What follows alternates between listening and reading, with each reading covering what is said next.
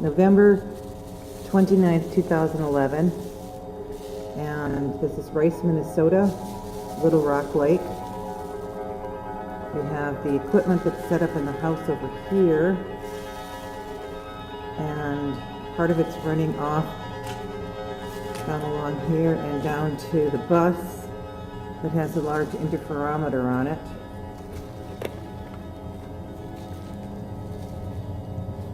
The other part, wire runs down here and it goes out to the lake. We're using this boat over here as a horn. Now it's gotten cold and the lake has frozen. But this is fascinating how the lake froze. Because these are the tones are running off of here.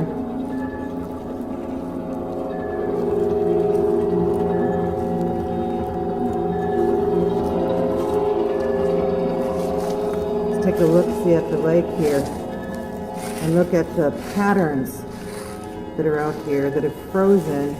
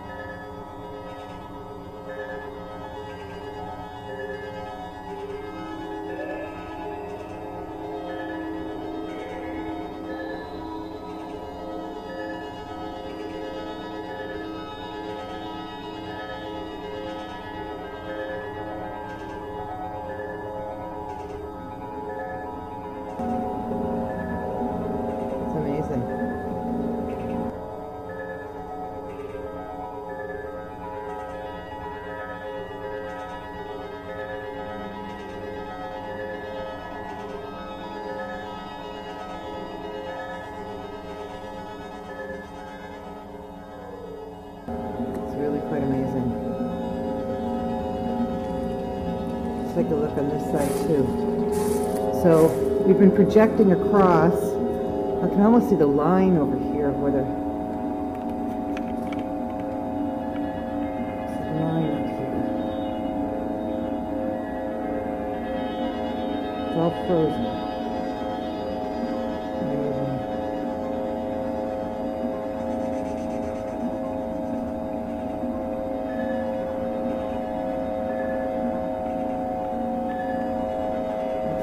Get in on this.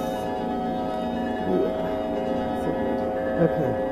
I'm going to swing around over on this side. So we've got over here. What an interesting pattern.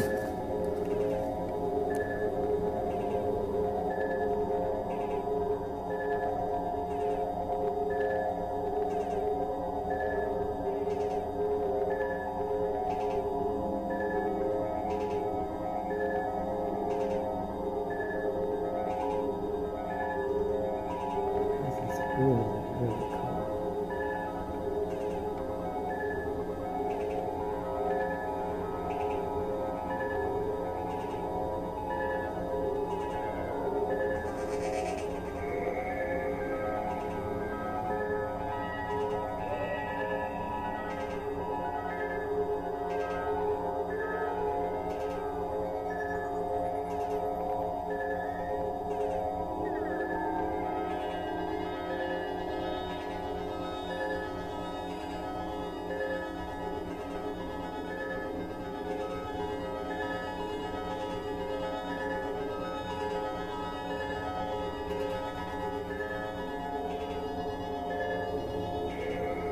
Looking out the window, let me see if I can get that angle from over here. Let me go back up.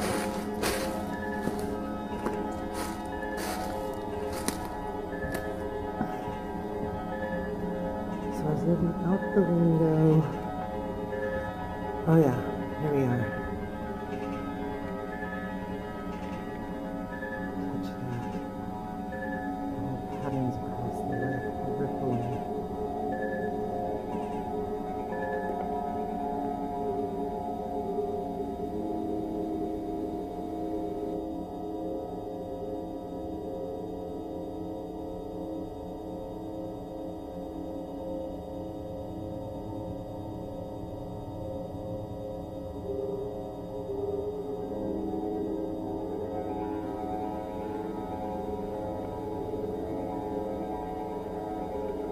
Okay, let's see if I've got anything over on this side.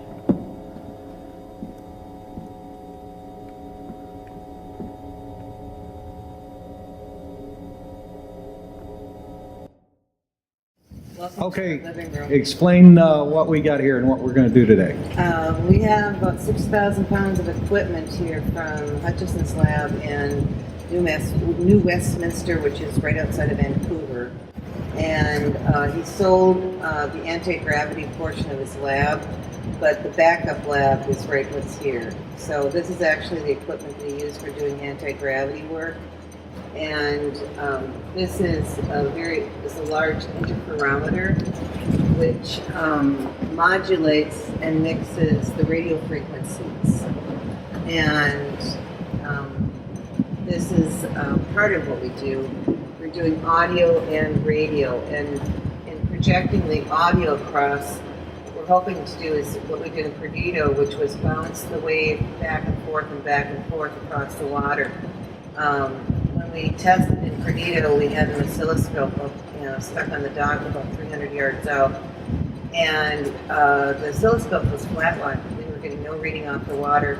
And as soon as we started playing these tones across the water, the oscilloscope started jumping with what's called sympathetic resonance. So the water was picking up the tones. And what we're trying to do is bring the water back into its proper frequency. When we tested this in John's lab, we had samples of water sent up to us from Biloxi Bay, and we opened up a quart of it, and we got hit with hydrogen sulfide so hard we had headaches for 2 days. I mean, it looked like it was clear, but when I took a high-def video on it, you could see the suspended oil in it. And we used these tones on it, and it became clear and clean seawater. We had our tests were tap water and seawater from the Pacific, and we had this particular water from the Gulf, and we put electrodes into each of them. The tap water and the seawater from the Pacific had a very similar, almost identical reading on the oscilloscope, and what we got from the Gulf was just bizarre. I mean, just a really strange reading, totally distorted reading. But after applying the frequencies, they were all the same. So we knew that what we were doing was restoring water back to its frequency. Everything is frequency. And water, and people don't even understand it. Scientists can't tell you what water is, but water has a certain frequency. And if we can tell it, it's okay, and we bring these tones out there, which are very ancient from thousands of years ago. Our object is to bring the water back to its proper frequency, and the water will clean itself. We're not blasting oil out of here. We're not doing anything that's harmful. We're just getting the water back into its proper frequency.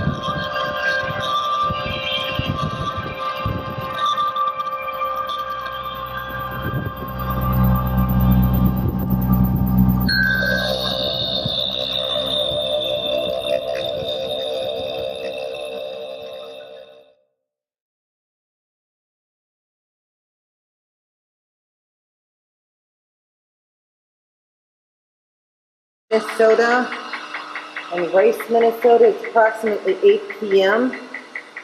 We've unloaded the trailer And John has hooked up the equipment here. And here. And there's John there. And we have equipment here. And also out here in the living room. And if you open the door, I sure will. the dog drinking water out of a bucket. And we have taken the swing that was on here and taken the swing off, and we are hanging the interferometer, also known as Nancy's ray gun. This aluminum boat is going to be propped up on its side. Here's a speaker wire that's going to be going out to it. And so we'll be placing the speaker inside of the boat, acting like it's a cone. And so this is Little Rock Lake. Little Rock Lake is a backwash on the Mississippi. Anything that happens here runs on down to Louisiana. So hopefully we'll be running on down to Louisiana. That's what we're doing. We have a body of land across. We have the interferometer aimed across. And we also have antennas and a dish. Antenna and dish on top of the house. Hooking into that, sending up frequencies as well.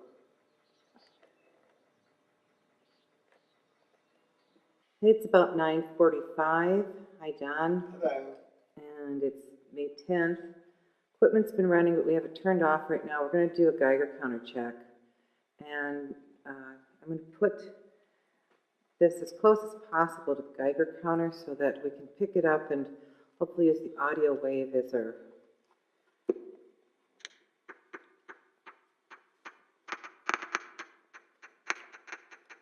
okay. What I'd like to do is have you hold that, please. Mm-hmm.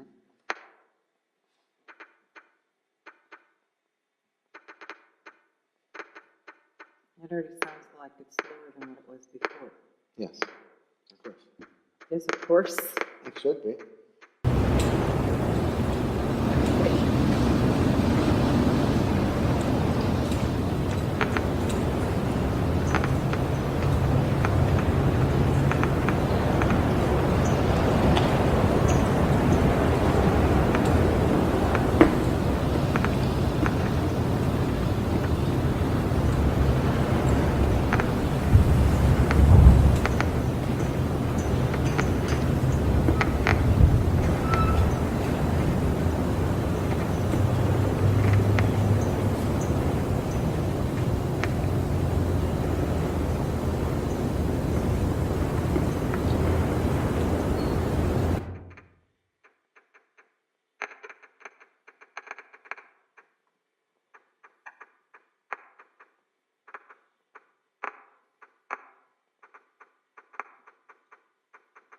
So that should be about enough to get a baseline, I think. Hope. Go outside with it. Let's go outside with it now. I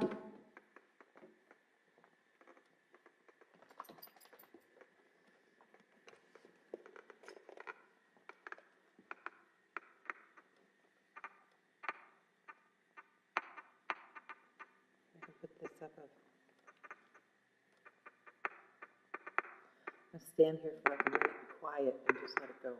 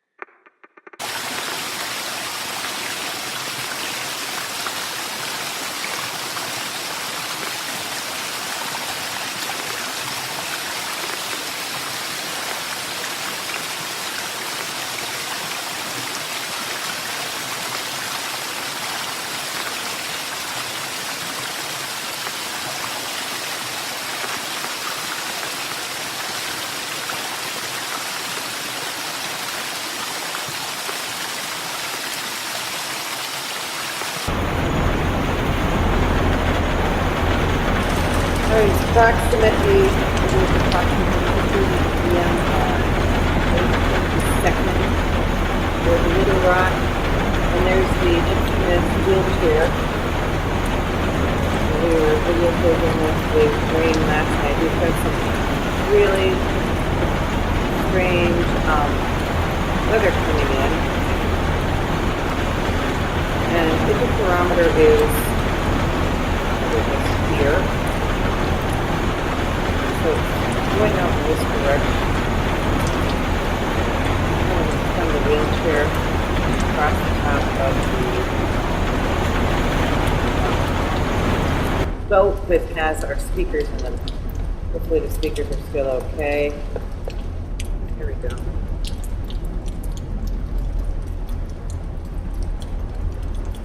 That wave pattern on the lake.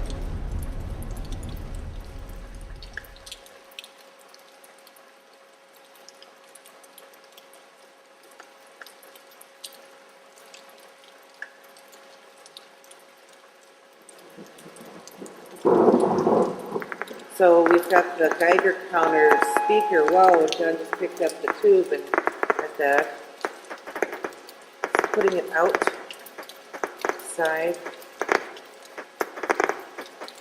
and inside, shooting through the door.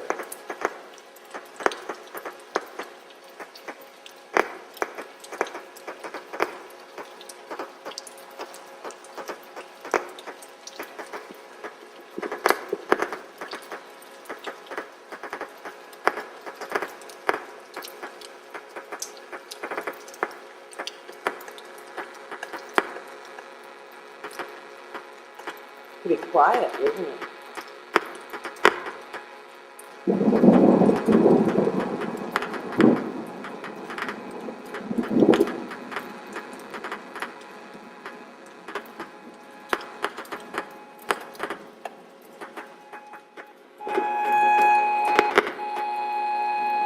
What's the equipment there? Is it a signal generator?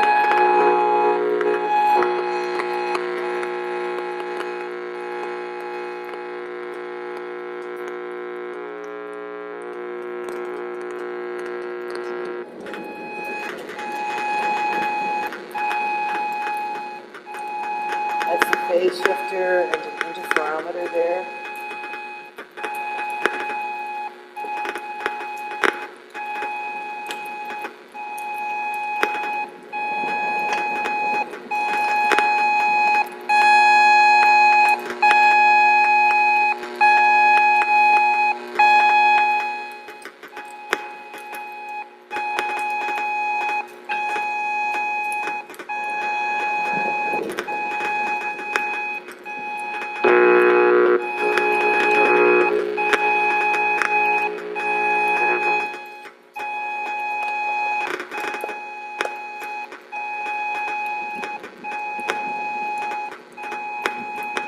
Okay.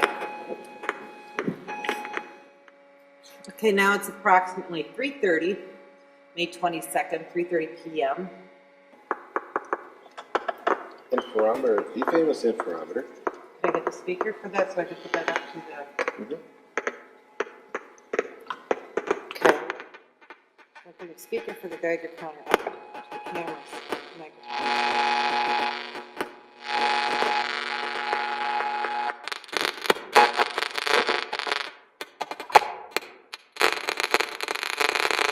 That's interesting.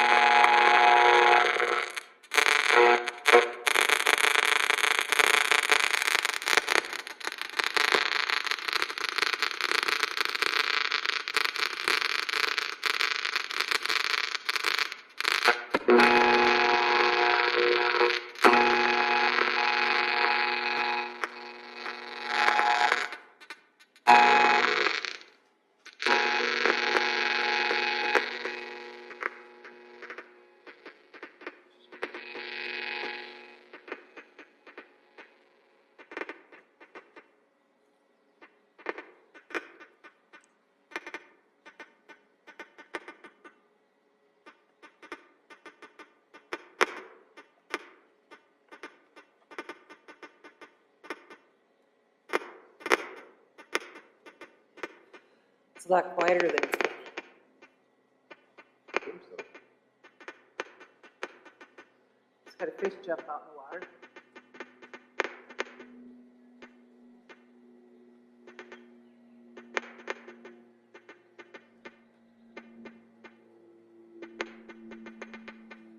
Let's show where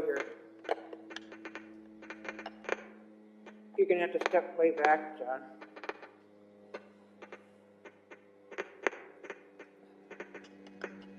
Now we're picking up some of the noise off the interferometer. And it goes quiet as far as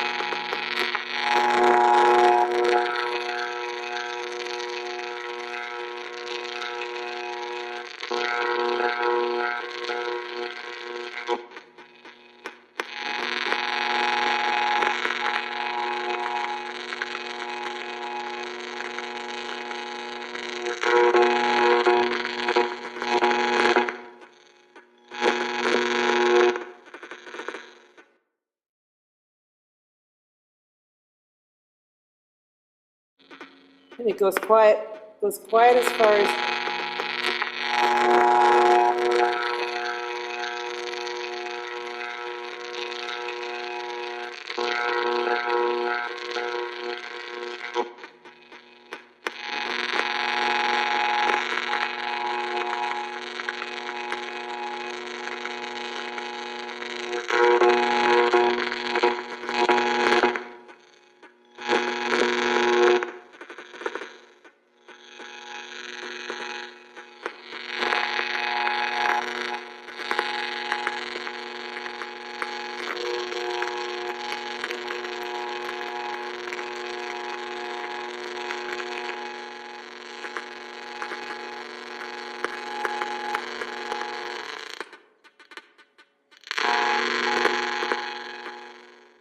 interesting.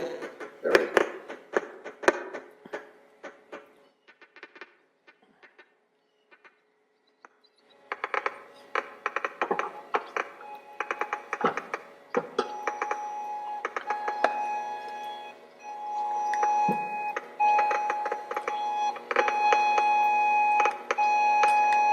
Now what is that? What is that you just put the tube on? Oh, it's a radar interference. That's radar interference. It's a water bottle. Yeah, Okay, tell us what about the water bottle? made of plastic and it guards the detects the RF feed horn going in there. So there's an RF feed horn going into the water bottle down here. Yep. Good little feed horn.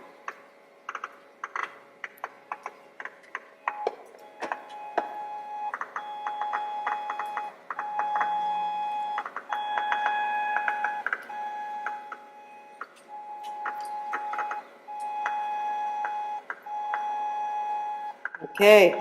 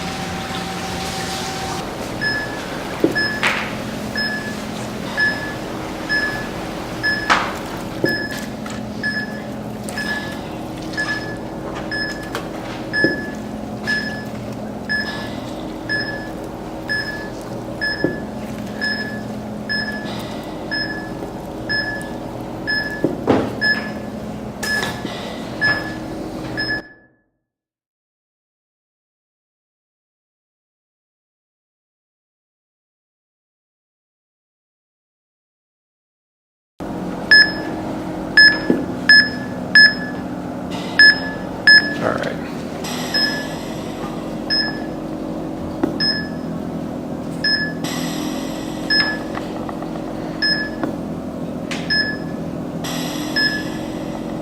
Show up. It's going like, All right.